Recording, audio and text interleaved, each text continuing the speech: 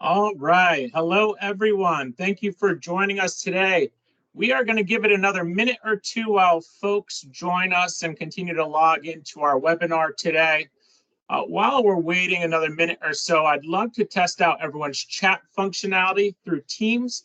So if you wouldn't mind finding the chat box within the platform, and do me a favor, type in your first name and where you're calling in from today.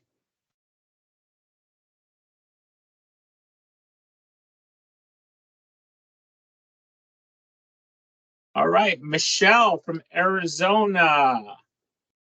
Claire from London. Katrina from Vermont. Love Vermont. I'm in the Northeast as well. Susan from Hollywood, Florida. Amanda from Florida. A lot of people from Florida. I love it. Daisy, Los Angeles. Sierra from Tennessee. Jenny from North Carolina. It is amazing to see so many people from all across the country. That is the beauty of these webinars. So we're going to kick this off. All right. Again, I want to thank everyone for joining us today to listen in on our webinar around digital marketing strategies to elevate your patient recruitment. My name is Paul Kowalczyk. I will be your webinar host for the next hour or so. A little bit about myself. I am a regional sales director here at Local IQ in the Northeast. I've been with the company for a little over 9 years and truly enjoy working alongside Miranda and our team to support our clients across the country. I currently live here in the Northeast in Milford, Connecticut with my wife, Danielle, our 2 sons, Cameron and Joey, and our dog, Hampton. So what are we covering today? We are going to start off with a brief intro around who we are and our patient recruitment expertise. We're then going to meet Miranda Kaywood. Miranda leads up our patient recruitment division. Miranda is going to dive into the importance of database building, marketing decentralized trials, diversity and inclusivity in patient recruitment, and then we'll end with a little Q&A. So if you have any questions throughout this webinar, please feel free to use the chat functionality and ask any questions that you have as they come up. So who is Local IQ? Local IQ serves as a digital marketing arm for the USA Today network. We truly are that one partner who can deliver all of the digital marketing solutions that you may need to help you build your online presence, expand your reach and drive referrals, and help you track the success of your patient recruitment campaigns. Utilizing our proprietary AI-based technology, 18 plus years of data, and our experienced services team, we're able to deliver optimal performance for all of the sites that we work with. For most of today's presentation, we're going to focus a lot around social advertising. So I have another quick question to the audience. If you don't mind in the chat, would love to know if you're currently running a social ads campaign, simply type in yes or no. And if you are, what platform are you running those campaigns on? Is it Meta? Is it Snapchat? Are you advertising on TikTok or another platform maybe? Yes, Meta. Facebook and Instagram, Meta. Meta. No, okay, well, Brooke, we might want to think about that. Yes, all, okay, that's great. Meta, Spotify, and Nextdoor. Yes, Facebook, Instagram, and Google Ads. Google.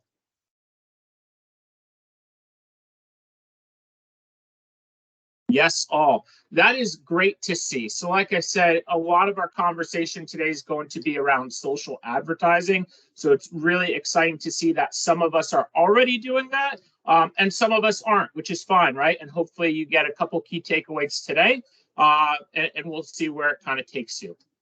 So in addition to being that one digital partner for our clients, Local IQ is also a premier partner across many of the platforms that we run marketing campaigns on, such as Google, Snapchat, Bing and Yahoo, and Meta, to name a few.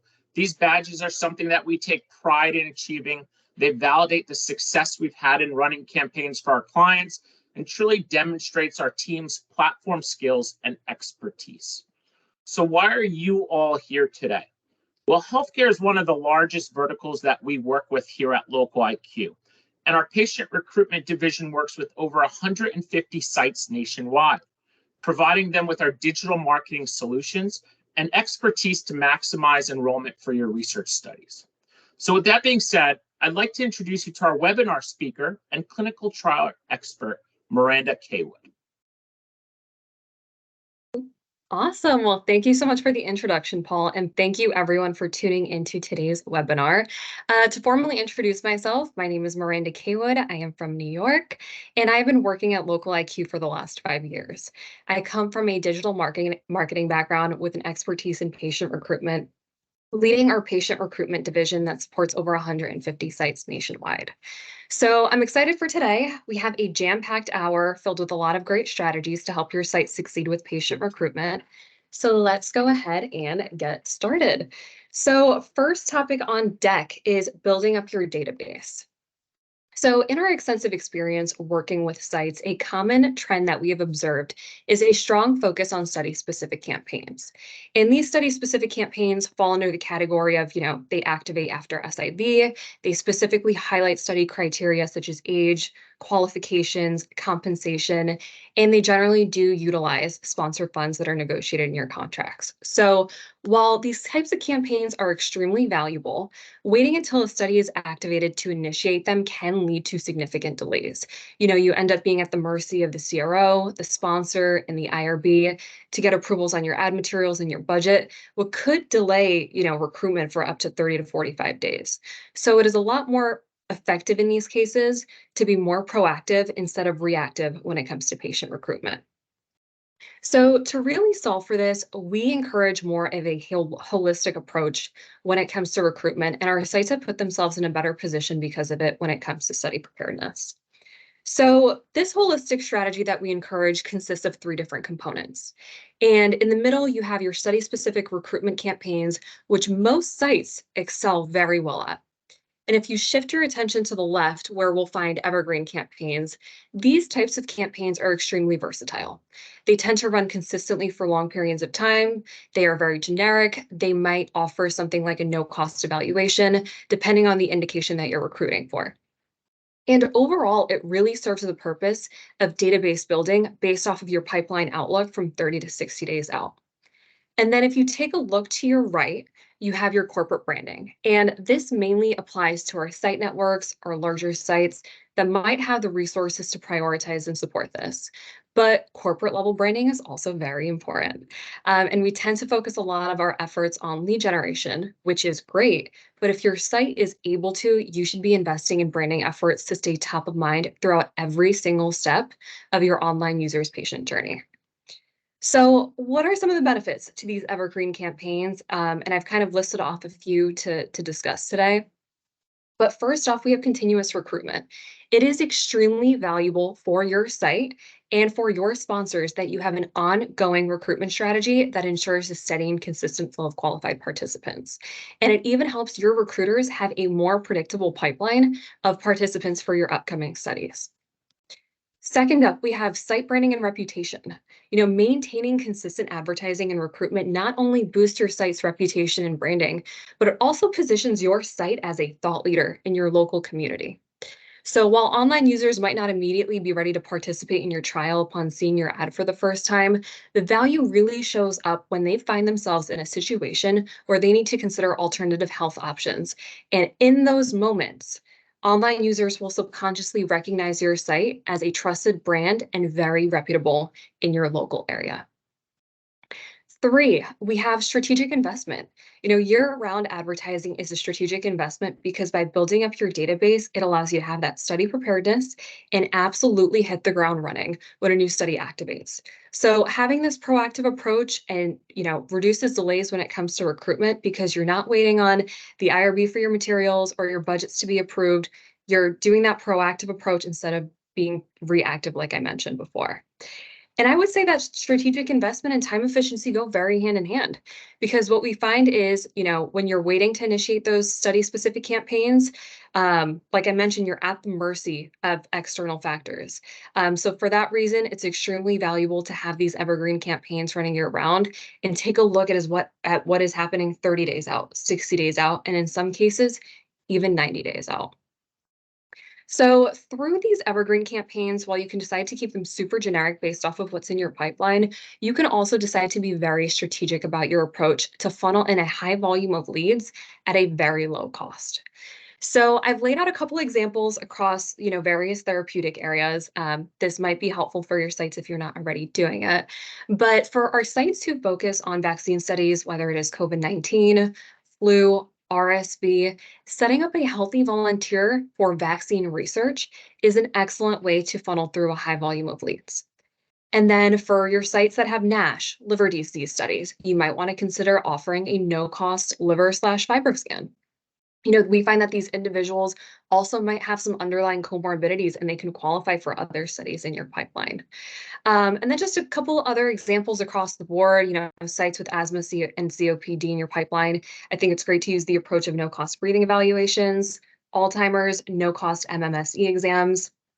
And lastly, obesity is probably one of the greatest campaigns I've seen produce a very high volume of leads. And these individuals can not only, go to obesity campaigns, but because individuals are coming in with such a high BMI, they can qualify for type 2 diabetes, hypertension, high triglycerides, NASH, and so much more. So corporate branding, and I'm going to be very brief when it comes to the corporate branding component within this holistic approach. But as mentioned earlier, this primarily pertains to the larger sites and site networks that have the capacity to prioritize this. Nonetheless, branding is extremely important, and we place a lot of emphasis on lead generation capabilities such as Meta and search because we know that they're truly going to drive enrollment. But we need to start asking ourselves, what are we doing to stay top of mind throughout every single step throughout their patient journey? So there's several strategies you can implement for site level branding, such as diversifying your platforms, including that programmatic advertising, retargeting, utilizing video to promote your site, but also educate on clinical trials and break the stigma around it. And this also positions yourself to have that community authority. You're building that credibility when folks in your community are considering participating in your studies, and they'll start to think of you when they're in need of one. So let's go ahead and transition over to the diversity and inclusivity portion of the webinar. So a couple weeks ago, I had the opportunity to attend the SER conference. If I saw you, I'm glad I got the opportunity to. And if I didn't, I hope we get the opportunity to talk.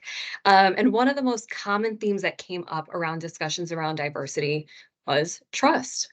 And trust is that cornerstone our sites need to foster the relationships within your communities in person, but you also need to translate that trust through your online presence.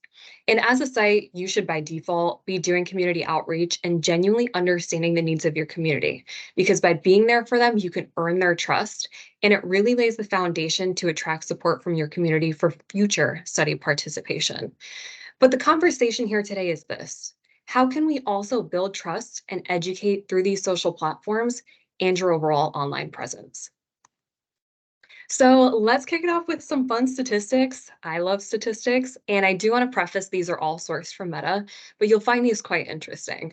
54% of online users said that in a Facebook ad, they do not feel culturally represented in advertising. That is a lot. And then 64% of online users said they took some sort of action after seeing an ad they consider to be diverse or inclusive.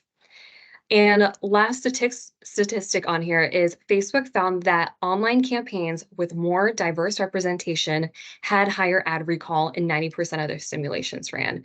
And just to kind of give you a little bit of background, that ad recall metric is essentially saying that these ads were a lot more memorable than some other ads that they came across.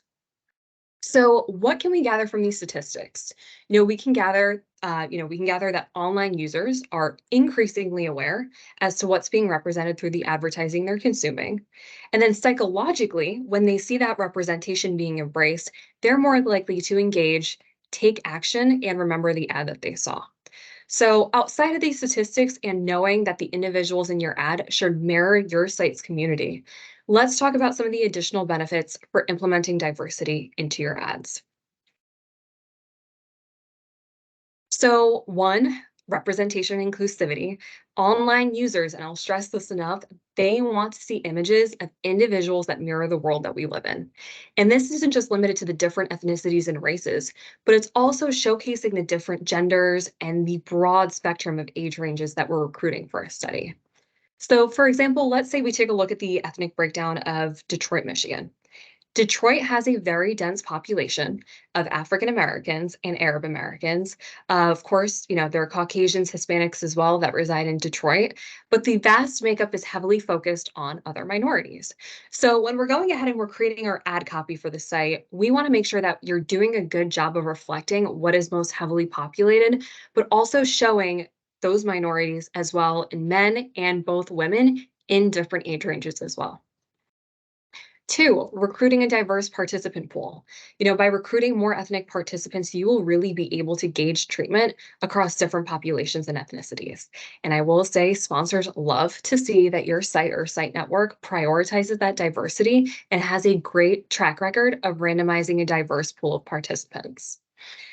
Three, going back to that trust component, the more that you're able to get your community to trust you, your staff, your entire site through community outreach and building trust through your online presence, that trust factor enables you to educate and break the stigma around clinical trials so your community is more willing to participate in them.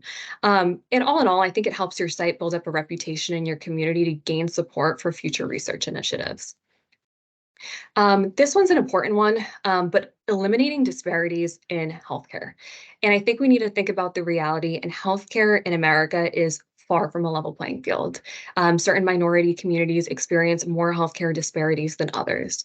So by incorporating that diversity inclusion and highlighting that, insurance is not a prerequisite to participate in these studies, your site can show its dedication by reducing these disparities and play a role into making sure your community has equitable access to treatment options through clinical trials. And last but not least, a more diverse population will always lead to better scientific advancements and discoveries. So, with all of this said, we understand the importance of having diversity in our ads and the benefits to doing so. But how can we incorporate it into our overall strategy? So one, and I think this is a no-brainer, but using diverse imagery and representation in your ads. And this does not mean getting a generic group photo from individuals with all different walks of life, smiling and appearing content. Strive to showcase that wide range of ethnicities, ages, and genders throughout your ad copy through graphics and leveraging video. I'm telling you, this inclusivity is going to make your patient recruitment efforts much more effective, and online users will be more willing to take action. And I also want to touch on this, but I'm sure as you all are aware, for a really long time now, Meta has removed the ability to target ethnicities and races through their demographic targeting. So for that reason as well, it is super important to make sure your ad copy is visually reflected with that level of diversity.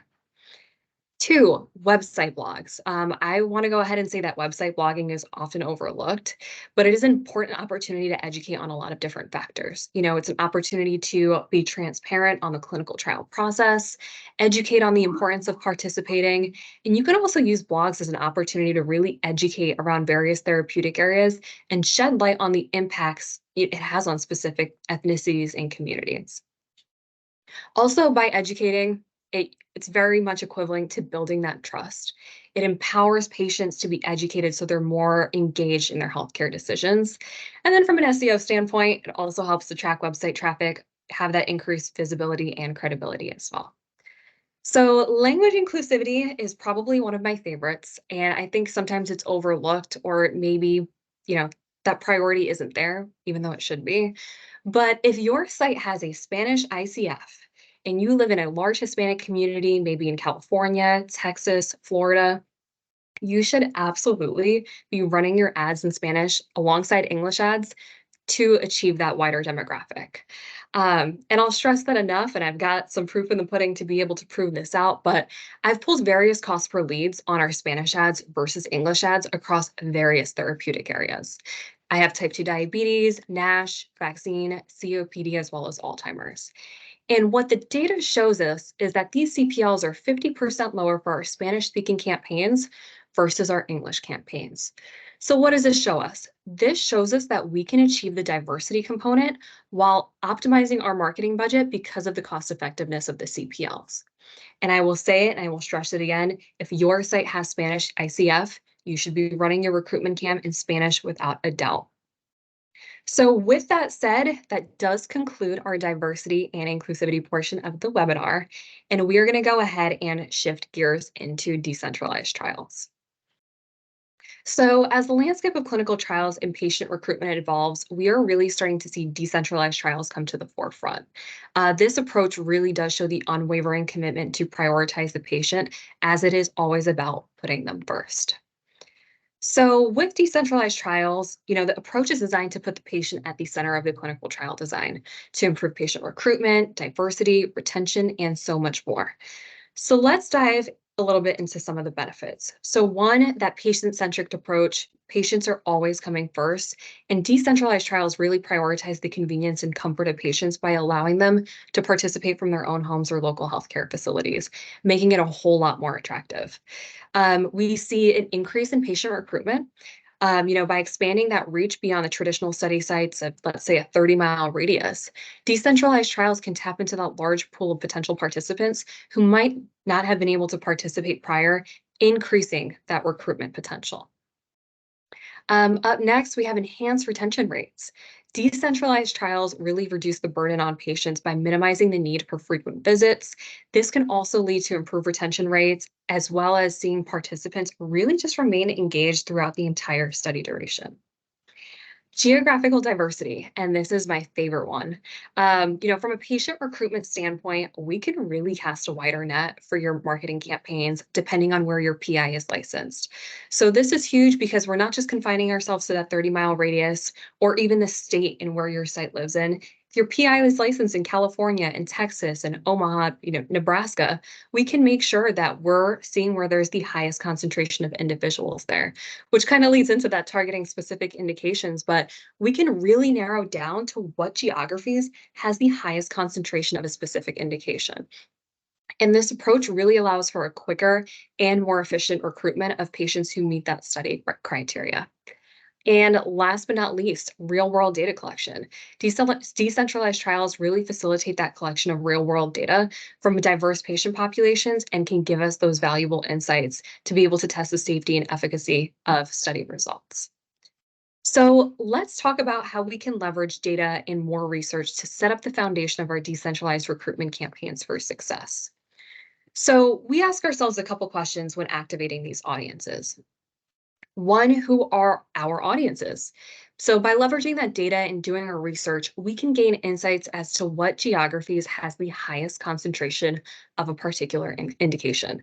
So for example, let's say your site is running a decentralized trial for type 2 diabetes, just hypothetical, and your PI is licensed in 6 different states. We can be able to determine where in these 6 different states might have the highest concentration of type 2 diabetes.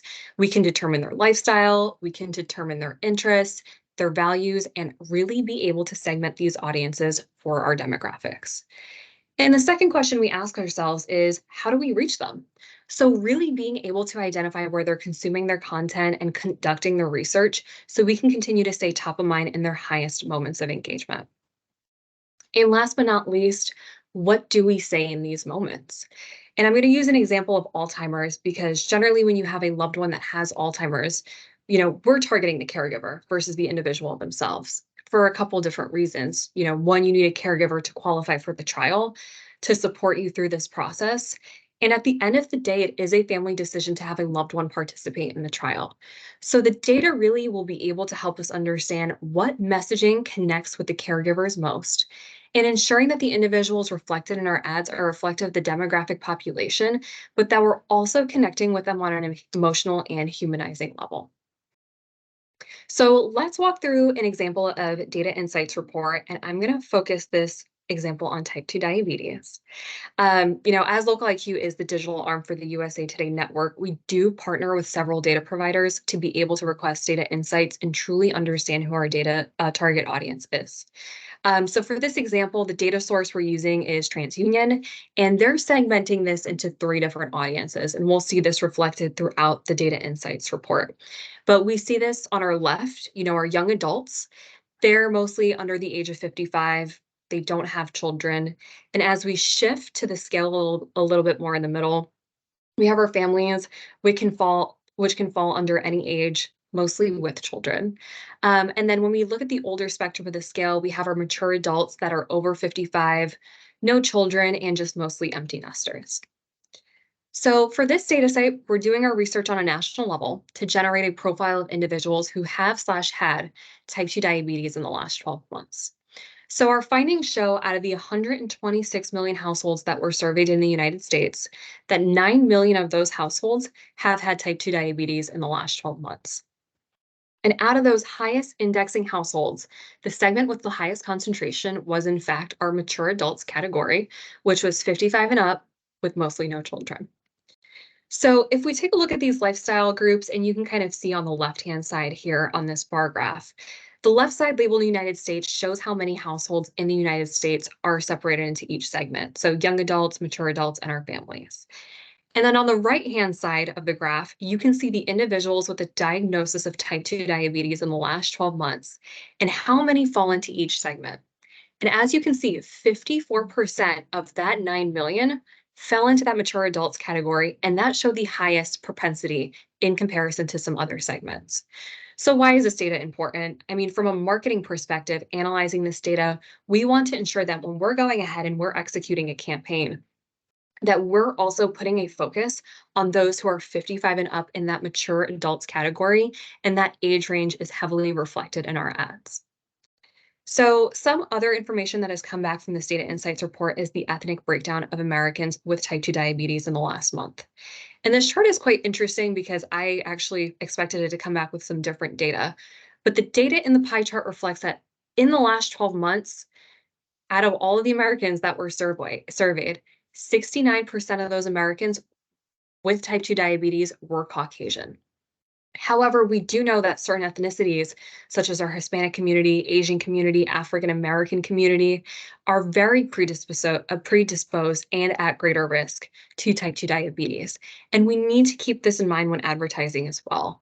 I did pull up a chart example from the CDC, and you can see, for the diabetes death rates, that those who are most at risk for the highest death rate for diabetes are those who are indigenous or fall into that African American category, and that needs to be taken into consideration as well. So we can further break down this data to understand the media usage and consumption for our mature adults category. And the data tells us that our mature adults category spends 5 hours a day or less online. And during this time, they're engaging in activities such as product research, staying up to date on current news and events, looking at their emails, browsing socials, and even utilizing search engines.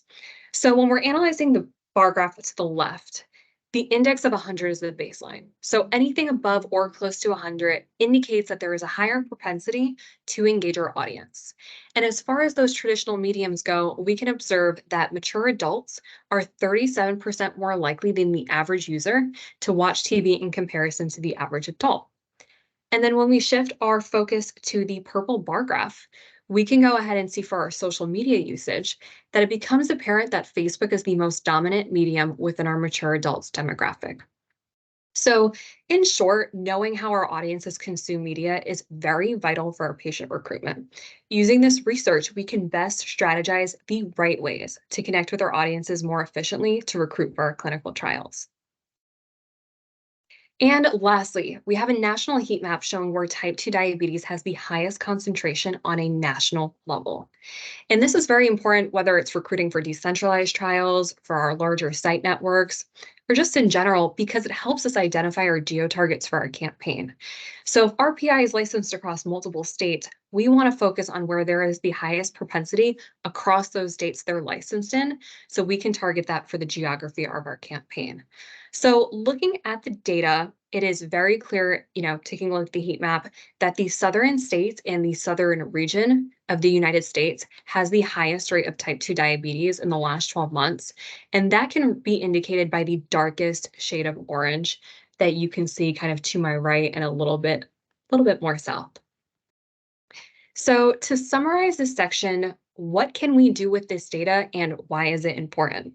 So one, we're able to understand who our audience is, where they live, what interests and behaviors make up their profile. And it also allows us to create ad copy and messaging that best resonates with them on a personal level to pique their interest to participate in a clinical trial.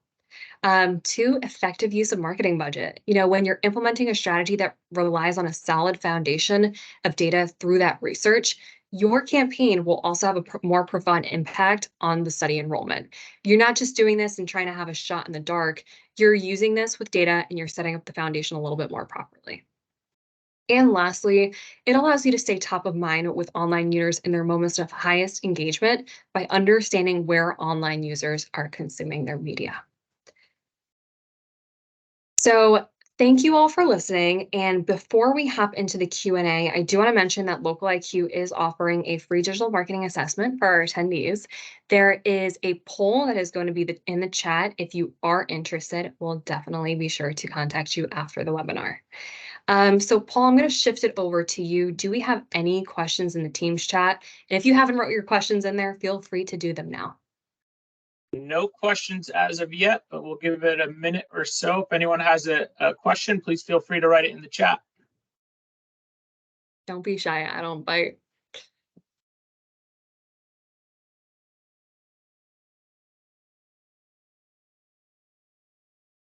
Can we have a copy of the recording? Yes, Yeah. we'll be able to share that with all attendees. Yes, we will. Any questions at all, whether it comes to any of those topics or just anything in patient recruitment in general, feel free to drop in there.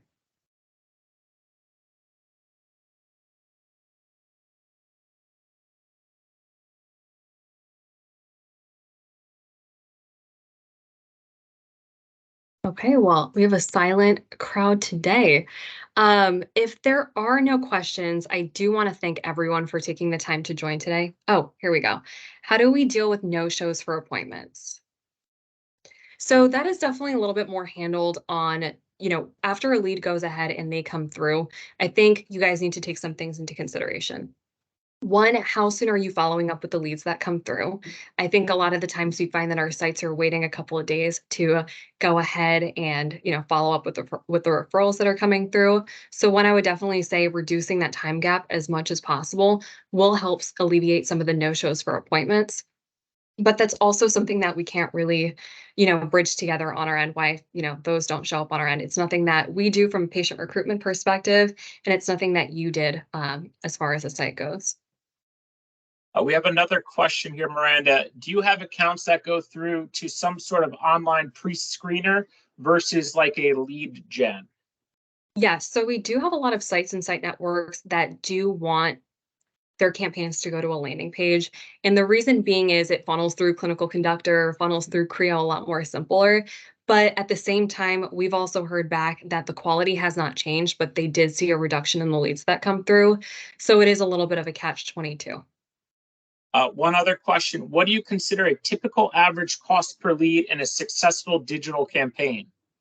So the cost per lead is definitely going to range across the board. I would say for our CNS studies, we typically see them in single digits. But then if you take a look at an indication like Alzheimer's, that is going to range. Geography is going to play a role in it as well, especially if we see a lot of ad competition in the area that we're recruiting for. How do you ensure your AI gets the right patients and does not overdo it? So I would go ahead and say we take a lot of things into consideration when we're going ahead and we are advertising for a campaign. We take a look at the IE, we take a look at the whole study criteria and take that into consideration when we're going ahead and we're setting up our audiences. And in that case too, any of the sites that we work with, we have a pretty open line of communication. So we're able to understand what's working, what's not.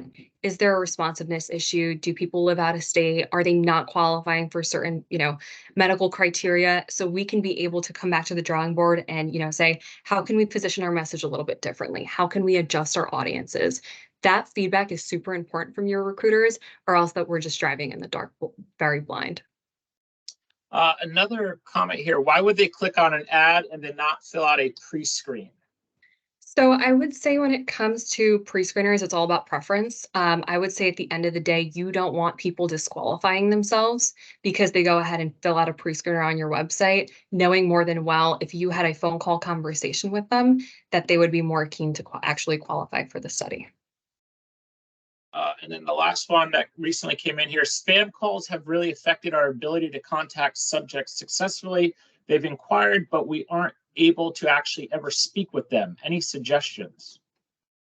I want to get further clarification on this question, Shelby. Are you setting up a Facebook campaign and you're saying some of the phone numbers that are coming through are spam? Just simple yes or no in the chat if you can. From digital ads. So in the case where a site comes to us and they relay that some of the phone numbers that are coming back are spam, Facebook does have an objective on the back end that we can switch from those who are more likely to fill out the form to those who are more likely to convert. So by default, we do set up our campaigns to, get as many leads as humanly possible that are more likely to fill out a form. But if a site comes to us and we see that there are spam calls in there, we do switch it to somebody that is more likely to convert. So there's a higher chance of you getting the correct phone number and hopefully picking them up on the phone and having them be a little bit more responsive. That's all we have right now. I don't see any other questions. Well, if there's no other questions on the chat, we'll give it another minute. Joseph Navarro. Is TikTok a platform you have used? Yes, we have used that for patient recruitment.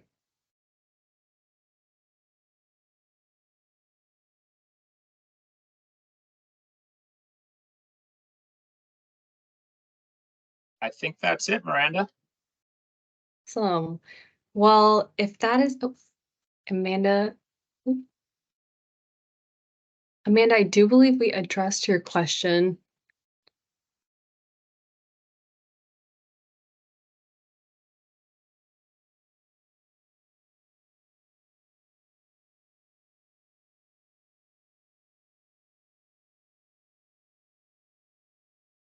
Like a 3-month timeline. I'm not sure what you're referring to.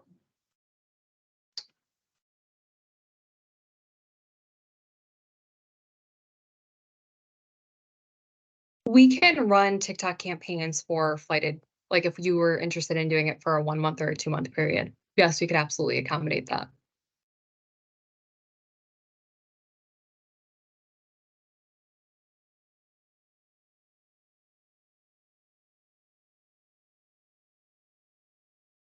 Thank you, Christian and Michelle Jones.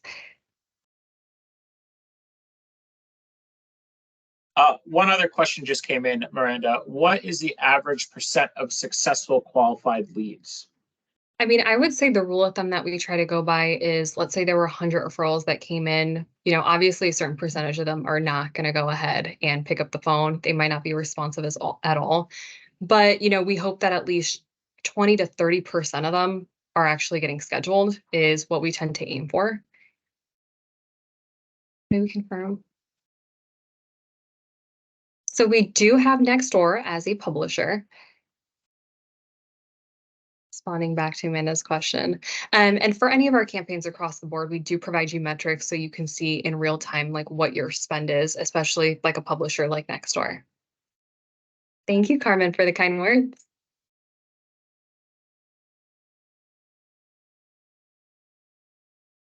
Have you considered using AI to communicate with new leads as they come in? If not, what are your thoughts on this? We have not used AI to communicate with new leads. And just to kind of clarify, when the leads come through, they're going to the site directly to be able to follow up with. I haven't had any sites say that they've started to use AI. It sounds like a lot of them have actually, picked up the phone, sent an email or a text to really be able to communicate with them. As far as my thoughts go on it, I think it's great to have a human on the end of the phone, really picking up the phone, answering those questions, making me feel comfortable with the clinical trial process.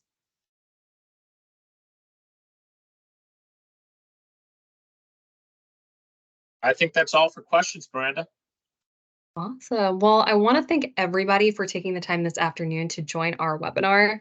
Um, if there are any other questions that come in the chat, I promise to go ahead and shoot you an email or a phone call just to make sure I answer your question. But thank you very much, everybody, and I hope you have a wonderful day.